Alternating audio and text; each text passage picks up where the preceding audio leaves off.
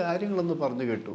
പക്ഷെ ഒരു കാര്യത്തിനാണ് ഏറ്റവും കൂടുതൽ പ്രസക്തി എന്നാണ് പറഞ്ഞിരുന്നത്. കാരണം ഇയാളുടെ പടം നയൻതാരയുടെ ഭർത്താവായി തീർന്ന വിഘ്നേഷ് ഉണ്ട്.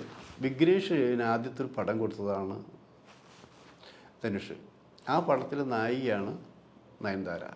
അവിടെ വെച്ചിട്ട് ആ പടത്തിലാണ് ഇരുവരും പ്രണയബദ്ധരായെന്ന് ആലോചിക്കണം. പ്രണയം തലയ്ക്ക് മൂത്ത് കഴിഞ്ഞാൽ പിന്നെ മൂന്നാമതൊരാളെക്കുറിച്ച് അവർ ചിന്തിക്കുകയോ പറയുകയോ ചെയ്യില്ല. എന്നാൽ ധനുഷിന് ഒരു പ്രണയം നയൻതാരയിൽ ഉണ്ടായിരുന്നു എന്ന് പറഞ്ഞു കേൾക്കുന്നു.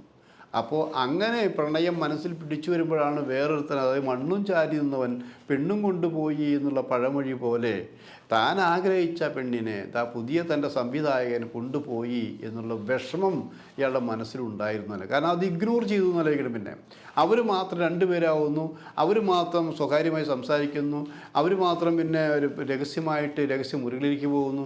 ഇതൊന്നും പ്രൊഡ്യൂസർ എന്നുള്ളേക്ക് ഇയാൾ സഹിക്കാൻ പറ്റില്ല. മാത്രമല്ല അവർ മാറി നിൽക്കുന്ന അത്ര സമയവും ഈ സിനിമയ്ക്ക് കോടികളുടെ നഷ്ടം ഉണ്ടാക്കിയിട്ടുണ്ട് എന്ന് പറയുകയും ചെയ്തിരുന്നു. കാരണം ഒരു കാരവനിലെ ഉള്ളിൽ കയറിയിരുന്ന് മണിക്കൂറുകളോളം അവിടെ സംസാരിച്ചതിന് ശേഷമാണ് തിരിച്ചു വരുന്നത്. ഈ വിലപ്പെട്ട മണിക്കൂറുകൾ സമയത്ത് ഷൂട്ടിംഗ് നടന്നിരുന്നില്ല. അങ്ങനെ ഷൂട്ടിംഗ് നടക്കാത്തതുകൊണ്ട് കോടികൾ നഷ്ടം വന്നു എന്നുള്ളൊരു ആരോപണം മുമ്പും ധനുഷ് പറഞ്ഞിരുന്നാലോചിക്കണം.